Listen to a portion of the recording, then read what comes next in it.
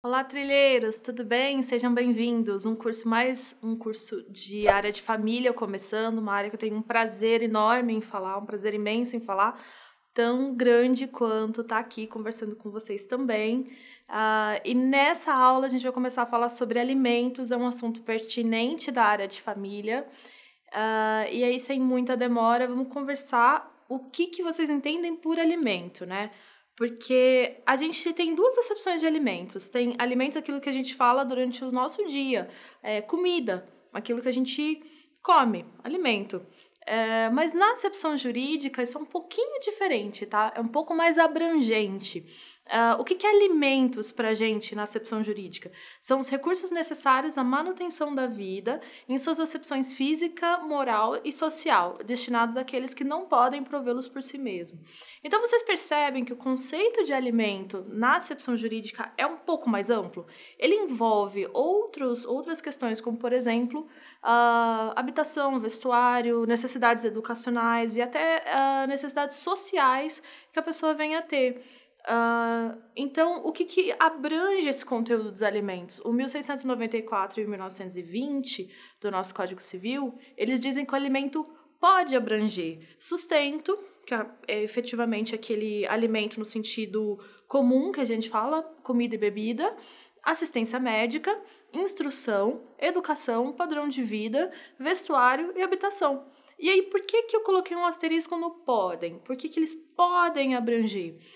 Porque o conteúdo desse alimento, quanto ele vai ser necessário prestar a mais ou a menos, ele vai depender da condição e da posição, da condição de quem recebe e de quem presta. E aí, como que são essas variantes ou esses fatores que vão influenciar o conteúdo de quem vai receber ou a mais ou a menos, de quem vai ter direito a receber mais ou menos? Então, primeira coisa que a gente tem que falar, e isso é super confuso, principalmente para quem já se lança à prática sem algum estudo, é que existe uma diferença entre obrigação alimentar e direito a alimentos. Que é o seguinte, a obrigação alimentar ela é devida entre parentes, enquanto o dever familiar é devido aos filhos, de sustento, e ao cônjuge, ao companheiro, é o dever familiar de mútua assistência. Então, são três fatos jurídicos diferentes que dão fundamento, ou que dão causa, ou que criam o direito de receber alimentos para grupos diferentes. E como que são esses fundamentos? Então, novamente, ali bem esquematizado, os pais, eles devem sustento aos filhos menores. O que é o sustento? Sustento é um esgarçamento dos alimentos. É integral a prestação, né? E ele vem do poder familiar que esses pais têm sobre os filhos menores, incapazes, e que deles dependem para sua formação e para sua criação, enfim, em homenagem aí à proteção integral da criança, à condição peculiar de pessoa em desenvolvimento. Então, esses alimentos são esgarçados, eles são bem mais amplos. Ao parente, né, é devido em razão da solidariedade familiar. Mas como que funciona essa solidariedade? Em tese, e no mundo ideal, a gente não deveria ser obrigado a amparar os nossos parentes. A gente poderia, em razão dos laços familiares, afetivos, enfim, dos laços amorosos que nos unem, mas, em tese, essa obrigação teria que ser estatal.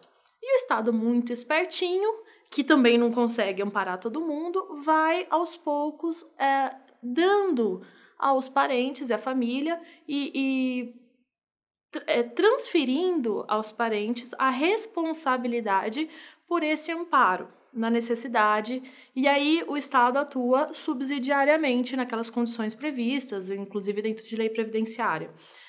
E ao cônjuge e ao companheiro, tendo em vista, né, a vida em comum, a divisão de vida, até de objetivos e de sonhos, e muitas vezes a gente sabe que quando a nossa vida se mistura com a do nosso parceiro, a gente até perde uma série de chances em nome do relacionamento, e aí há o dever alimentar de mútua assistência, né?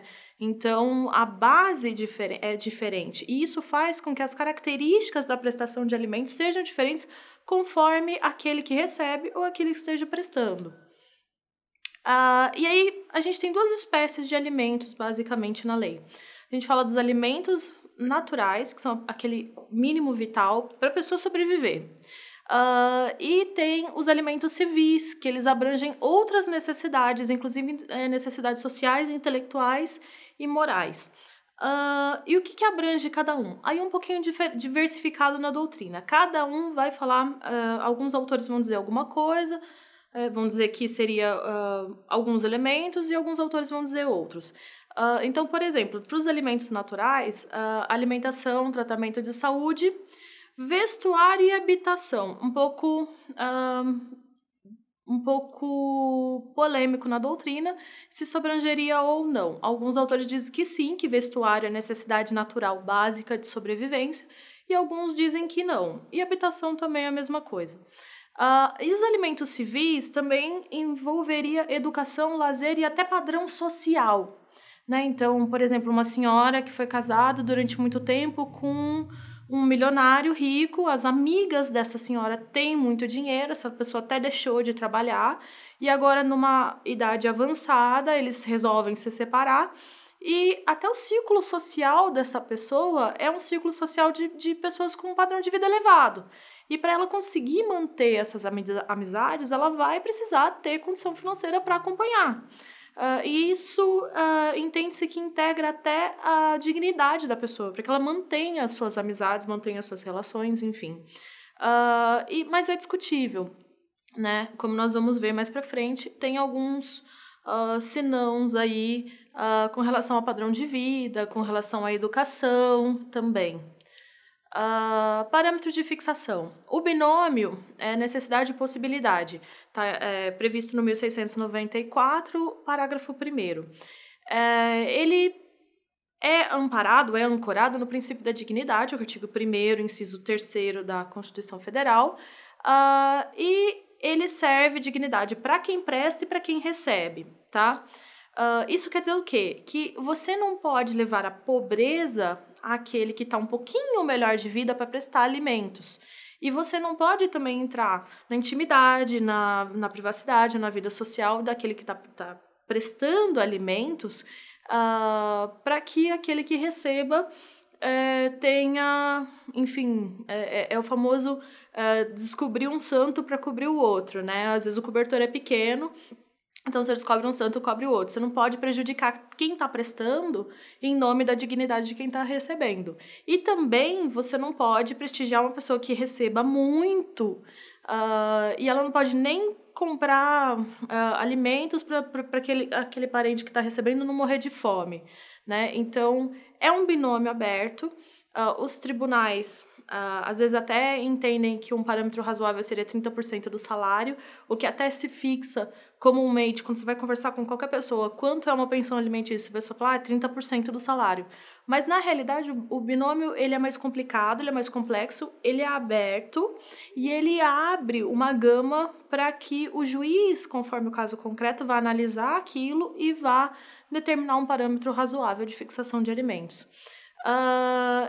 Também é importante dizer que essa medição da fixação ela tem que ser também atendida pelo terceiro elemento, e aí seria o trinômio, e algumas pessoas da doutrina incluem proporcionalidade. Então, seria necessidade, possibilidade e a proporcionalidade da fixação da prestação de alimentos. E quanto às causas jurídicas? Elas podem ser 3. Elas podem ser legais, que são aquelas previstas em lei. Por exemplo, em virtude do parentesco. A lei determina que, em virtude do parentesco, os parentes se devam mutuamente alimentos. Ela é voluntária, aí voluntária vocês sabem, por atos intervivos ou causa-mortes, e intervivo seria por contrato ou declaração de vontade, e causa-mortes por testamento. E indenizatória. A indenizatória, ela é involuntária, mas ela resulta da prática de um ato ilícito. Não é que as pessoas tenham vínculos entre si, é que surge o dever de alimentos a partir de uma indenização por um dano causado por um ato ilícito, por uma atitude antijurídica. E quais são as características dos alimentos? Aqui vão passar bem rapidamente, mas algumas dessas características não vão se aplicar a todos, tá? Então, os alimentos são personalíssimos, você não pode transferir o seu direito de alimentos, é teu e você vai receber em nome próprio. No máximo, o menor de idade vai ser representado pelos seus pais, ou tutores, ou curadores, ou os responsáveis. Ele é irrepetível ou irrestituível. Uma vez que você recebeu, mesmo que depois essa sentença seja cassada, ou modificada, ou reformada, você não devolve alimentos, porque eles são consumíveis, eles são essenciais à vida. Então, você não devolve, você não repete o excedente que foi te pago injustamente. Eles são impenhoráveis também por causa dessa essencialidade do alimento. Eles são incompensáveis, você não compensa dívidas alimentares. Alguém me deve, alguém tem uma dívida comercial comigo de 100 mil reais. Alguém não, né? Tem que ser alguém que me deva alimentos. Mas o pai tem uma dívida de 100 mil reais com o filho, não sei como que essa situação poderia acontecer. Mas ao mesmo tempo deve alimentos. Então, falou, olha, tudo bem, eu vou descontar o que você me deve. Isso não pode acontecer, tá? Alimentos são incompensáveis, você não pode descontar de dívidas para o pagamento. Eles são irrenunciáveis. E se eles são irrenunciáveis, eles também são intransacionáveis. Você não pode transacionar que você não vai receber alimentos. Então, acontece muitas vezes, pai e mãe vão se separar, a criança está na guarda da mãe, ou do pai, e aí esse genitor que detém a guarda fala, olha, nem precisa de alimento dele, ele não precisa nem pagar. Mas não pode, tá? A gente não pode, por exemplo, dentro de uma sessão de mediação, determinar que não vai ter pagamento mútuo de alimentos ou não vai ter pagamento de alimentos para criança. O que você pode transacionar no máximo é o quanto esse valor vai ser pago. Até porque essa transação envolve o binômio necessidade, possibilidade e proporcionalidade. E se eles são irrenunciáveis, se eles são intransacionáveis, se eu não posso abrir mão, se eu não posso penhorar, eles também são incessíveis. Quer dizer, eu não posso ceder o meu direito a alimentos para outro. Então eu tenho um pai rico, eu estou devendo para alguém, eu cedo o meu direito a alimentos para o meu credor. E aí o meu pai que pague lá o alimentos para o credor, ou a minha mãe que pague lá o alimentos para o credor. Também não posso fazer isso. Eles são também impenhoráveis, quer dizer, dada a essencialidade do caráter do alimentos, não faz sentido que ele seja... se ele já está socorrendo uma pessoa para ela não morrer de fome, para que ela tenha um mínimo de padrão de vida, para que ela tenha o que vestir para sair na rua, para que ela não se torne um indigente, não faz sentido você penhorar o alimento para pagamento de dívida, né? E também atual, quer dizer, o alimento ele tem que ser periodicamente vinculado, claro, a um índice, mas ele tem que ser atualizado, ele não pode se perder no tempo. Você não pode fixar um alimento quando a criança tem 1 ano de idade e aquele alimento continuar lá, quando ela tem 10, ela vai receber basicamente o mesmo valor. A economia não funciona desse jeito, então aquele alimento que era grande quando a criança tinha 1 ano de idade, ele vai ficar desatualizado. Então o alimento ele tem que ser anualmente, periodicamente, ele tem que ser revisto e atualizado para que ele continue tendo um poder de compra igual, ou equivalente, ou que seja real àquilo que se pretendia fixar no começo. Bom, a primeira aula vai ficando por aqui. Eu já converso com você na segunda aula e aí a gente vai começar a entrar um pouquinho nas espécies de alimento, nas pessoas que recebem as suas regras especiais. Eu acho que isso vai ficar um pouquinho mais claro. Até mais, eu já te vejo já.